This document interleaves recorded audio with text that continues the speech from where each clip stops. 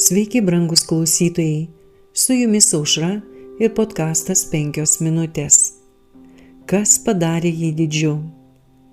Iš tiesų sakau jums, tarp gimusių iš moterų nėra buvę didesnio už Joną Krikštytoją, bet ir mažiausiasis dangaus karalystėje didesnis už jį. Evangelija pagal Matą, 11 skyrius, 11 eilutė. Kas padarė Joną Krikštytoją didžiu? Uždarydamas savo protą tradicijų mokomų žydų tautos mokytojų antplūdžiui, jis atvėrė jį išminčiai ateinančiai iš aukštybių.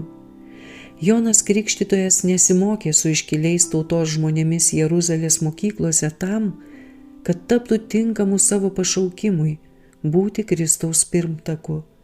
Jis pasitraukė į dykumą, kur žmonių doktrinos ir papročiai negalėjo formuoti jo proto ir kur jis galėjo netrukdomai bendrauti su Dievu. Jonas Krikštytojas nuo gimimo buvo pilnas šventosios dvasios ir jei kas galėjo išlikti nepaliestas puolusio jo amžiaus įtakos, tai toks žmogus buvo jis. Tačiau jis nedrįso pasitikėti savo jėgomis. Jis atsiribojo nuo savo draugų ir giminių tam, kad įgimtos simpatijos netaptų jam spąstais. Be reikalo jis nestojo ant nuodėmės kelio. Niekas, nei turtai, nei gyvenimo patogumai negalėjo jo priversti pataikauti apetitui, taip menkinant savo fizinę ir protinę galią.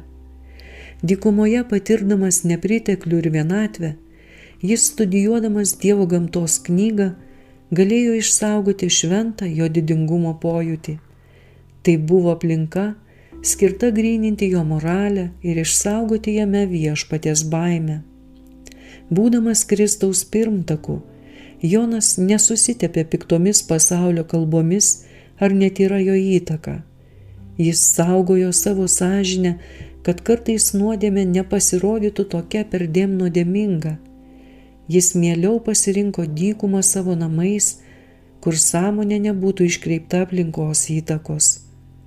Ar mes neturėtume ko nors pasimokyti iš pavyzdžio to, kurį Kristus pagerbė ir apie kurį pasakė, tarp gimusių iš moterų nebuvo didesnio pranašo už Joną Krikštytoją. Su jumis buvo podkastas 5 minutės ir Aušra.